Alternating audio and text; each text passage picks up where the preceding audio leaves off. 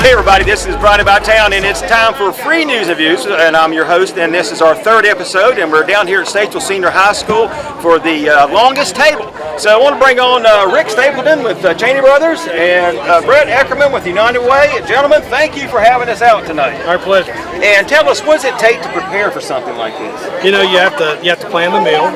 You have to start thinking about what the numbers are going to be, and then you, as you get closer, you sort of shore up the numbers. Then you come that morning and you start cooking early and smoking the chicken and preparing the food and getting ready for the meal. It all comes together. And Brett, I want you to tell everybody from the perspective of United Way, what do you hope to achieve out of this? We're hoping that people will meet new people that they haven't met before who are neighbors here in Statesville. They'll exchange ideas and they'll get to meet a new friend. That's right, and you as a good corporate citizen of Statesville, we appreciate you. How do you measure success in this? Well, I think we've already achieved success in that we've engaged the community to talk to each other and to help each other understand each other. One of the reasons we were so excited about this event was because we were trying to get people from different social statuses, different races, different religions, just all people from the community, have them sit down together and have a meal together and talk. That's good. And that's a lost thing in our world today. People don't take time to talk and dine together. It's all in a hurry. Right, always hurry. Everybody's hurry, hurry, hurry. So thank you. And let's just take a breather and have a good meal tonight. Thank you for providing the food. And Brett, thank you for helping organizing this. We hope to see you more as we get the word out on Statesville Free News and Views. Thank you very much. Thank you very much, gentlemen. Thank you. Really good to meet Rick Stapleton of Cheney Brothers and run into Rick Eckerman. But on our show today, we've got a full house show. We've got Dr. Tim Brewer coming on. We're going to interview him. Then we're going to interview this guy right here along with Patty West. Will Long. Will, how you doing? Doing well. You did really good in your interview. I appreciate it. Stay tuned for it. I worked hard, I guess. That's right. So he's going to be on the third segment. Then, I don't know if you know about this event. Brad Borders has a thing called Reboot Recovery. And they just had a graduation. We're going to talk to him. They've also expanded to first line responders. Are you familiar with the program? I'm not familiar with the program, but I'm familiar with Brad, and he's a heck of a guy. So if you watch the segment, you'll find out. I look forward to it. And then we're going to end up, this, Will, is EMS Appreciation Week. Okay. So we interviewed a first responder, Greg Shields, and so it's going to be a good show, and we appreciate you being a guest. Now, you have a record now, folks. He's going to be the first person to appear in two different segments on the same show. We'll see how long I can keep that up. So let's go to, we'll bring on Mike Furman a little bit and talk about the interview with Tim Brewer. Thank you, Will, for being stable. Mike Furman came on. Mike, it's good to see you. Thanks, Brian. It's been a busy week. Episode 3. Episode 3. We're keeping it rolling. We set a new longevity record. Okay, you had a few news items you wanted to run down? Yeah, number one, just got some information today on the Troutman Town budget. Unlike the Statesville budget, the proposed budget for Troutman is calling for no new tax increases and no increase in water or sewer fees for Troutman customers. So that's some good news. Just one or two other things that I would point out from our website this week if people haven't had a chance. We had a really uplifting story on Cantrell Knox, recent graduate of Mitchell. She actually walked last week. Double amputee, just a really inspirational story. She's turned into a bit of a motivational speaker for people who have undergone difficult times. And if you have a chance, take a look at that on SVLFreeNews.com. It's on the news page. A story about Cantrell Knox. Okay, and you also wanted to mention your interview. Now we're going to the interview with Dr. Tim Brewer. Right. We sat down with Dr. Brewer this week to talk a little bit about Mitchell. They've just completed another academic year. The president's finishing his 18th year at Mitchell. He's been president for 6 years. So we thought it'd be a good opportunity to look back at changes over the years and what's coming in the future for Mitchell. So take a look. Thanks, Brian. We're here on the veranda of the historic main building at Mitchell Community College today, and I'm joined by the president, Mr. Tim Brewer. Thank you for joining us today. Thank you for having me. We'd like to talk on a few issues today, but first, you're in your 6th year as president of Mitchell, and you've been at the college for 13 years now. That's correct. Maybe just talk a little bit about the changes you've seen during that time, and give us a few thoughts on that. Yeah. We've had a number of different changes. We've seen changes both nationally and locally as far as the needs of community colleges, the community college in general. And we're very fortunate to be in Iredell County, which is a growing county, has a lot of things going on. So one of the shifts that we've had to make, and we've done so, I think, very positively, is in the world of workforce development. we've consciously made changes that will provide us programs that will be more relevant for students and also serve business and industry. There's a great need in Iredell County for that growth in that sector. We've also really taken a good look at all of the programs we offer to make sure that they're relevant and that they're giving students what they need to be successful. And our greatest enrollment as far as programs still remains, and I think will remain for a long time, in the college transfer track. The majority of our students come to Mitchell to take that college transfer, which we have an agreement with the university system in North Carolina that allows them to transfer after 2 years at Mitchell and move on to another 2 years there and complete a 4-year degree. You've talked a little bit about that shift. I know in recent years you've added a new agribusiness program. Right. Just recently you announced a new computer integrated machining program. You also have the relationship with the North Carolina Manufacturing Institute. Right. Tell us a little bit about how that fits into the overall mission of the college. Right. Well, the mission of the community college system is to serve business and industry and essentially provide a means for people to be successful. That's kind of simply stated. And that's our mission here as well. We've paid close attention to those things, but we've also not lost sight of the history and heritage of this college, which is grounded in humanities and fine arts. We have a nationally accredited music program that it's the only kind in the state that is a community college. We're the first community college in the state to have it. Okay. Or the 29th in the nation. So we pay close attention to our history and heritage, but we also are comprehensive in that we look at other areas that need support, and that's with local business and industry. Okay. And have you seen in these new programs, are they attracting students? They are. They're beginning to pick up momentum. When we think about advanced manufacturing and who we work with, we think about the unemployed, the underemployed, and then those folks who are in transition. And that's a large population of folks that we have in this county and in this region. We certainly serve Iredell County, but we have students that come to us from all over the region. Okay. And you're just finishing, I think, the first year of the early college at North Iredell, is that correct? That's correct. And that program is based off of the agribusiness technology program. With realizing how important agriculture is in Iredell County, we saw the significance and the need for training. And we now have an agribusiness technology program. It's a 2-year applied science program. We have an early college that we developed with Iredell Statesville Schools at North Iredell, and it's growing and doing very well. In addition to that program, we also have set up articulation agreements with North Carolina A&T and University of Mount Olive. And these students who finish these programs, if they choose to, can transfer on to those 4-year institutions and complete a 4-year degree. And they'll get credit for all the classes they've taken? Absolutely. Absolutely. Okay.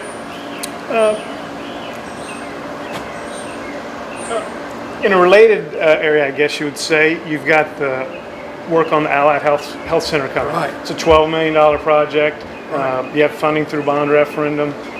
You've finally cleared the site for that. Construction's supposed to begin this fall. What's the outlook for that program, and do you have sufficient funding to fully furnish and have all the resources you need for that? Well, our nursing program is kind of the anchor program as far as allied health, but there's so many other programs that we're doing now. We've got our EMT and paramedic program. We've got CNA, and we're also, because of the space we're going to create, we'll be able to expand. But most of what we have in that building planned right now is simulation space and actual hands-on teaching space, instructional space for nursing, and also all those other programs, so we can be more collaborative in how we teach. That will be the biggest building that the college has built. It'll be 40,000 square feet. As many folks know, we worked hand in hand with the city and the county to get the site clean, and it has given the college about an additional 8 acres. And we will be breaking ground on the new building sometime late this summer, and that is solely for our health sciences program. And we look really good on our financing right now. The bonds are being sold. We feel very comfortable that we can maintain costs within what we're going to be getting. We've done a lot of planning and a lot of researching and paid close attention to that. So we're very excited. We're ready to move. It's going to be about a 13-month build, so we're looking that far out and look forward to moving things in, getting that program up and running.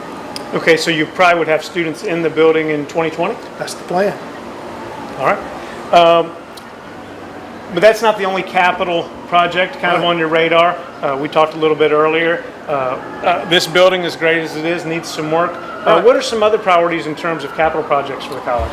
Well, we've worked for the first time this year with the Facilities Task Force, which is with the county. We've really appreciated being a part of that and being able to share with that task force what our needs are. The number one priority is to look closely at this main building. We've got to do some engineered studies to determine how things are. We know it needs a good look, and there's potential there for some renovations. But we've got other needs with our Mooresville campus. Mooresville is an area that's growing, and we need to be thinking about that growth and managing that growth. So we're going to be renovating some space down there, the old gymnasium actually, and creating a student services facility that's a one-stop shop. We also are looking at renovating some older homes here on the main campus here. For instance, the Wallace House will be renovated, and that will be renovated in a way that will provide lecture and seminar space, but also public space for people to meet and so forth. Looking out into the future, if our early colleges continue to grow, certainly the ones that are here in Statesville, we may be partnering potentially with the public schools on building a shared building where we can house certainly the early colleges, but also college courses as well. And then I think land acquisition in Mooresville is something we need to be thinking about, because we certainly are in downtown and we will remain in downtown, but at some point we may need to go outside. So we think about those things as well. Well, thank you for taking the time to speak with us today. Obviously, a lot going on and a lot to look forward to in the future. Yes, well, thank you. I've enjoyed it. Thanks, President. Yeah, man. You know, it was really good to hear the interview with Tim Brewer. They got so many things going on, so much opportunity. Right, I think a lot of people don't really realize the emphasis on career readiness and helping people who don't necessarily want to pursue a college degree be prepared for some high-paying jobs that are out there. So they've got some great partnerships they've formed with the Manufacturing Institute.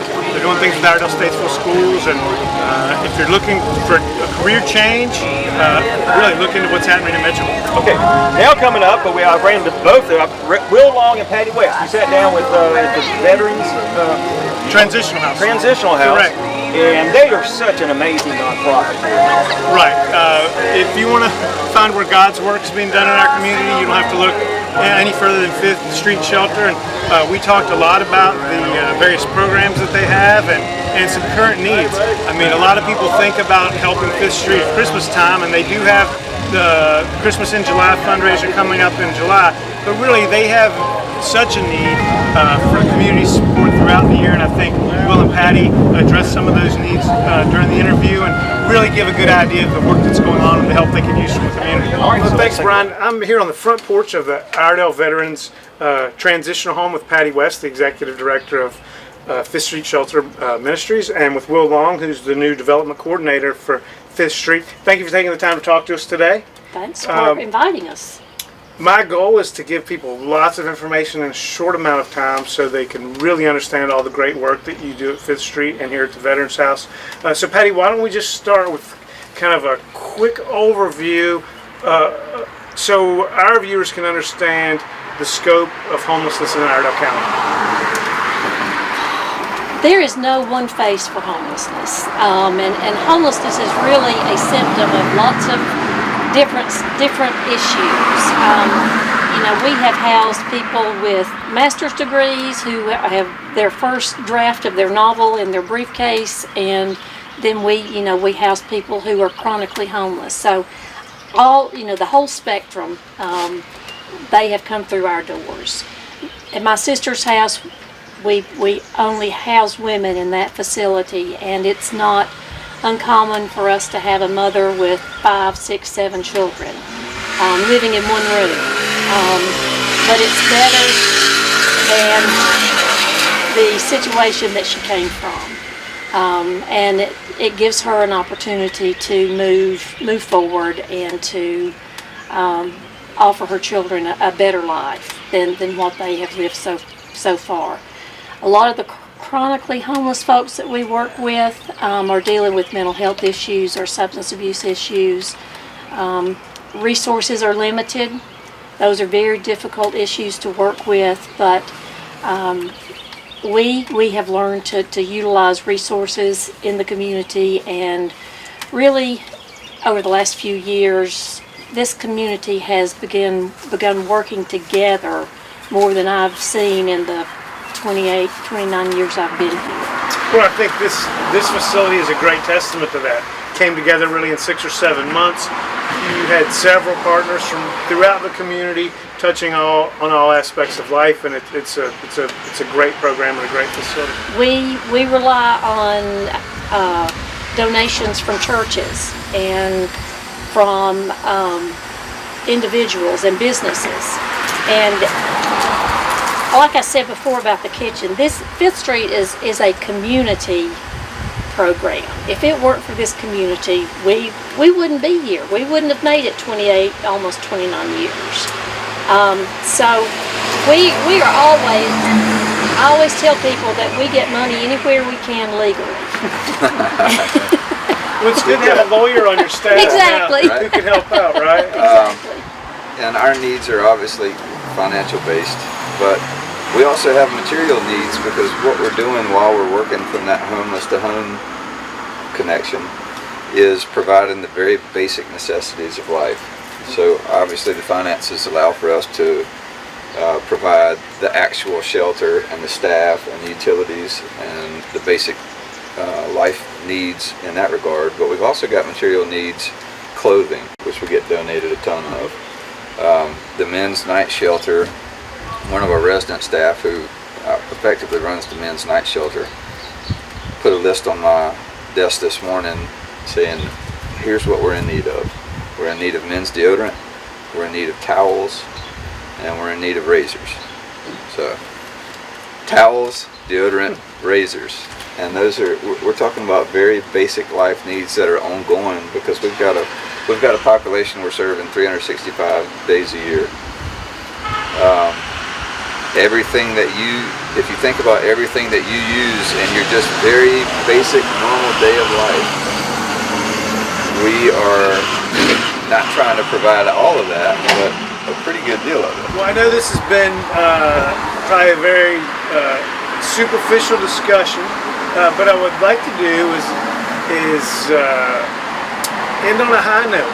Is there a success story, without giving away or breaching confidentiality, that you can share so people who support Fifth Street or people who might support Fifth Street can say, magic is happening at Fifth Street and this is what it looks like? One that came to my mind immediately was a woman who came to us 2 years ago, and she was strung out on meth, homeless, had nothing, and told me the other day that the last time she used meth was the day that she walked into the doors of Fifth Street. She and her husband stayed there, worked our program. They moved out. She also has a mental illness, and we were able to help her get disability for the mental illness, and she's been in treatment. She and her husband live out of the shelter now, but she comes back every day, 5 days a week, and volunteers in our basement. And she does a fantastic job. She's even working on her desk some now.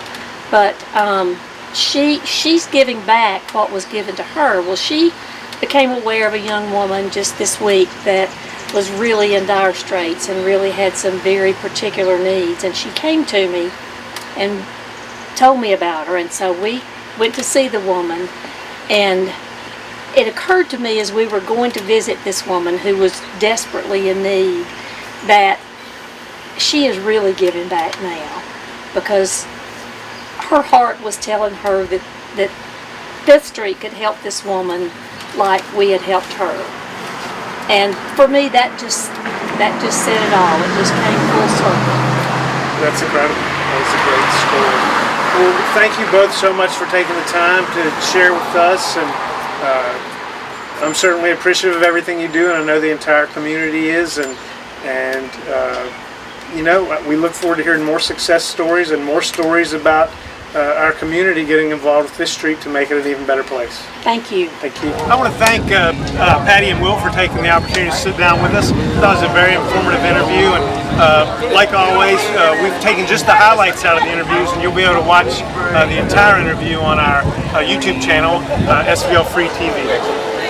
So, Brian, recently you went to the Reboot Combat Recovery graduation ceremony. Tell us a little bit about that. Well, I met Brad Borders last year, and this is an amazing program for combat veterans that come back with, of course, trauma, PTSD, that kind of thing. But this is a program, it's a hands-on, it's just not therapy. People get involved, people get active. And it's about a 12-week program, and Brad was the leader. And now, you'll hear in the interview, he had a very reluctant participant who became a leader. But now they've gone beyond that. Now they have another program called First Line Responders to deal with the trauma of first line responders. Right, and there's a great need there. We've seen some research lately that indicates increasing suicide rate among first responders who might survive initially the trauma in the field, but it takes a toll on their personal lives and their mental health. And these programs are so essential to helping not only our troops but also our first responders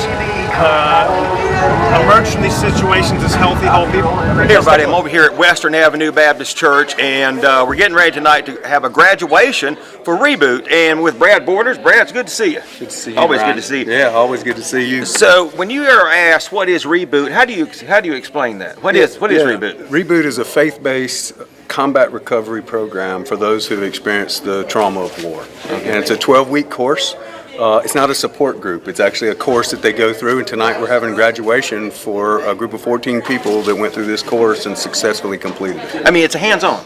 It is. It's a doing. Yeah. And you told the story about one participant who now is a leader. He was very unwilling to get involved. He was very unwilling, and now he has led this particular course all the way to completion, and he's a hero to the folks that are taking this course. Okay, and last night you had graduation for another type of the first responders, I believe. That's correct. That's called First Line, and First Line grew out of Reboot.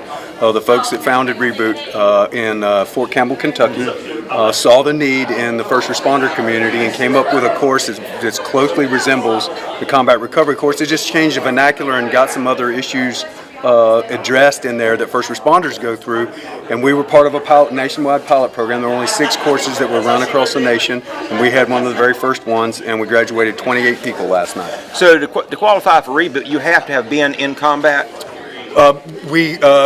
Yes and no, because the course is open to combat veterans and their spouses. Okay.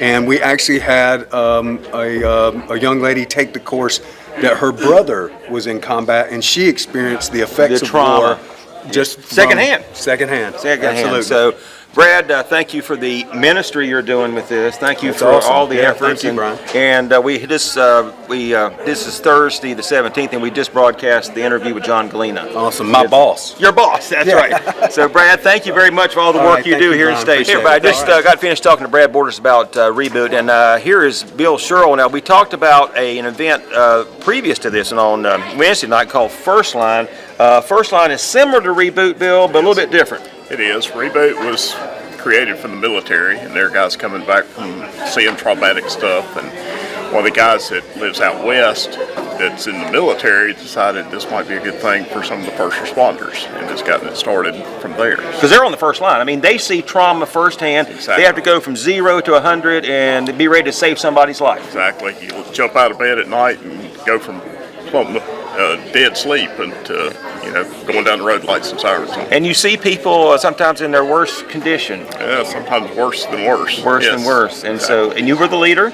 No, I was one of the participants. Oh, you participated. I was. And Yes. what would you tell everybody about your experience? I think it's one of the best classes that I've had. It's faith-based, which makes it good on that side, as well as to be able to see that God does do things that we don't understand. Right. And we always question why and why and why, and it's not really our place to do that. But one day we'll figure out why that did happen. That's right. Well, Bad things happen to good people. That is very, very, very true. So, thank you, Bill, for your service, and thank you for being giving your testimony about this wonderful. This is David Childers, and I made a little reference in the interview with Brad Borders about somebody who started out reluctantly, and now he's a leader. Is that right, David? Yes, sir, it is. I took a leadership position this round, and I'm very proud and happy to be amongst these group of veterans here today that are graduating. Yes, and I know they're very grateful for your service and you're being the leader in this. Well, thank you, Brian. Thank you for being here. All right, so we're going to get back and we're going to talk to a couple more. Okay, I'm here with two more graduates. Well, actually, now Stephen and Jennifer. Now, Jennifer, did you come and participate, or are you just supporting? I was supporting him. I was coming really for just the support of him. I haven't been involved in military or anything. It's just to come and support my husband. So I'll start with you. What's it like experiencing secondhand some of the trauma that your husband went through? Very difficult at times. Right. Very painful. Very painful. Mm-hmm. And I would say sometimes it comes out in ways you don't want it to come out. You either suppress it, or it may come out in anger. Or so. Did this help you deal with that? It did. Yeah. It's changed my perspective on things, because when you go and you bottle stuff up for so long and you don't know any other way except for when it comes out. Right. This is what kind of gives you that ability to do something different. So you would recommend this? Yes, definitely. Okay. Yeah. And how long was it? Several weeks? 12 weeks. 12 weeks. And David was your teacher. Right. And did he do a good job? He did pretty good. He did pretty good. Okay. I like David. So for any veterans out there that are listening in, you've been in combat, or if you're a first responder, been through a lot of trauma that you're having a hard time, there's between First Line and Reboot. I think these two right here would recommend it very highly. Very highly. And I would recommend any family member, close, spouse, whatever, just to come and be there for your significant other, because it's gave me an insight. Right. Gave me a huge insight to what he deals with and what he goes through. Okay, so thank you very much for willing to talk to us, and you can see us on Statesville Free News and Views. I really enjoyed doing that interview. I really enjoyed seeing the results that Brad got. Right, just a great program that they have, and I'm sure they're going to be having sign-ups and registration for their next class. We'll pass along information as we get that. And now it's appropriate. This is EMS Appreciation Week, so I went over today to interview Greg Shields at Station 1, and he talked about an amazing story he had of what was very rewarding for him as a first responder. So let's take a listen to Greg Shields. Hey everybody, it's Brian About Town. I'm here at the Iredell County EMS Base 1. I'm here with Greg Shields, and this is EMS Appreciation Week. Is that right, Greg? That's correct. Okay, and Greg, you were our first responder of the week, and it was appropriate since it is EMS Appreciation Week. So tell us, first of all, why did you want to become part of EMS? Well, as a younger man, I was a musician, and it turns out that nobody was hiring rock stars. So I was looking at other options. I wasn't really into the Monday through Friday 9 to 5 kind of gig. Right. My mom was a nurse. She actually kind of recommended it to me. So it was kind of in your blood. I looked into it, and at first it didn't seem like it was anything that was going to grab me, but I gave it a chance, and about 15 years later, here I am. Here you are. Okay. And can you tell us about a rewarding experience, or what makes this rewarding for you? Well, being with the nature of this job, we don't always get to see the long-term results of stuff that we do. Because a lot of times we're only with our patients for 15 or 20 minutes, and then we're on to the next one. But I will say, it is nice to hear a follow-up every now and then, and we did have a situation a couple of years ago, and there was without being able to give away too much, there was a gentleman that was in cardiac arrest that we worked on for a long, long time. And everybody on scene, we'd all been in that situation before. There's normally not a positive outcome. Right. The longer that it goes, the less there is a chance to survive that. And we were actually getting ready to stop, the resuscitation, because we were at 35 minutes. So you thought he was deceased? And his family was there watching us. He had young children. But something, for whatever reason, we kept going. And didn't give up. We were literally about to stop when we had a pulse return. So that was. And even so, then we're like, okay, well, there's no way he's actually going to survive this. He'll go to ICU for a couple days and whatever. But we actually heard about 3 months later that that guy actually went back home to his family. So that makes you feel good. I mean, Yeah, that felt good to win that one. so Sure. it's worth more than money in some respects. Absolutely. And what kind of advice would you give a young person wanting to come in? I would say just make sure you're in it for the right reasons. You know, it's not about the glamour and the glory. It's not all bells and whistles. You know, we wear a lot of different hats. We're everything from therapists to grief mops to holding somebody's hand to to also doing the bigger stuff. Right. So you have to kind of be prepared for all of that, and if you're in it for the long haul, that's one of the things you have to kind of be prepared for. I mean, it can be a great career, but there's more to it. There's a lot of mental. There's a lot of mental stress. There's a lot of physical stress, certainly. Yeah, it takes somebody with a true desire to help people. It's not because if you get into it just for sort of like they say the guts and the glory, then you're just going to burn out. So. Okay. So there you have it. This on EMS Appreciation Week. Greg Shields, but thank you for your service to Iredell County. Absolutely. And thank you for all you do. Gosh, there you have it, Mike. We've been through 5 segments. It's a powerhouse show today. Right, I think this show really exemplifies the type of work that we want to do on this show. We're really highlighting great things that are happening in our community. You just look behind us on the track here, several hundred people who've come together to talk about ways to make our community better, how to form bridges that separate issues that might otherwise divide us. And I look forward to next week and seeing if we can top this week. Okay, I know we're going to have Spencer Lee on next week. We have some other good guests, and thank you all for your response. We're getting a good response, and we want to keep this ball rolling, Mike. All right, and thank you to our sponsors.